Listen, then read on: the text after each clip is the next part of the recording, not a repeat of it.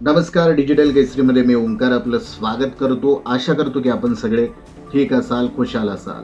तर दिल्लीच्या मध्यवर्ती भागात इतिहासाचा साक्षीदार असलेल्या लाल किल्ल्याजवळ 10 नोव्हेंबरच्या सायंकाळी झालेल्या भयानक स्फोटाने संपूर्ण देश त्या ठिकाणी हादरून गेला आहे. या स्फोटात 9 जणांचा मृत्यू तर 20हून अधिक नागरिक गंभीर जखमी झाले आहेत. आता या प्रकरणात एक धक्कादायक अपडेट समोर आलेला आहे.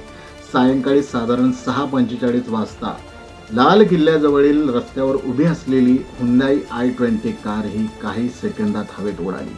हा केवळ अपघाती स्फोट नसून हा एक दहशतवादी कट असल्याचं आता तपास यंत्रणांनी त्या ठिकाणी स्पष्ट केलंय. या कारमध्ये स्फोटकं भरलेली होती.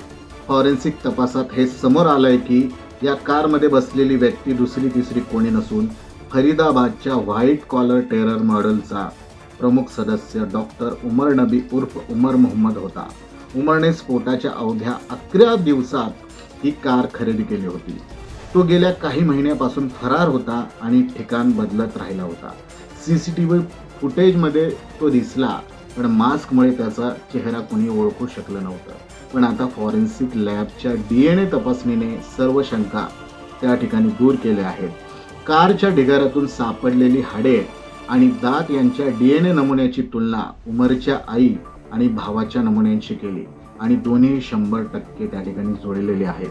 म्हणजेच स्फोटात सापडलेला मृतदेह डॉक्टर उमर मोहम्मदचा असल्याचं आता अधिकृतपणे स्पष्ट झालंय. या स्फोटाचा धागा थेट जम्मू काश्मीरच्या पुलवामापर्यंत पोहोचतोय. तपासात समोर आलं आहे की उमर तुर्कीतील अंकारा येथील हँडलरशी एका एन्क्रिप्टेड ॲपद्वारे संपर्कात आला होता. 2022 मध्ये भारतातील काही जण तुर्कीत गेले होते आणि तिथेच त्यांना कट्टर विचारसरणीने भडकविण्यात आलं होतं. पोलीस सूत्रांच्या माहितीनुसार उमरला या स्फोटात स्वतःचा जीव द्यायचा नव्हता, परंतु घाई गडबडीत आणि भीतीने त्याने स्फोटके भरलेल्या कारसह स्वतःला उडवून दिलं. तपासात आणखी काही डॉक्टर, अभियंते आणि शिक्षित तरुणांचा समावेश असल्याचा शक्यता त्या ठिकाणी नाकारली जात नाहीये.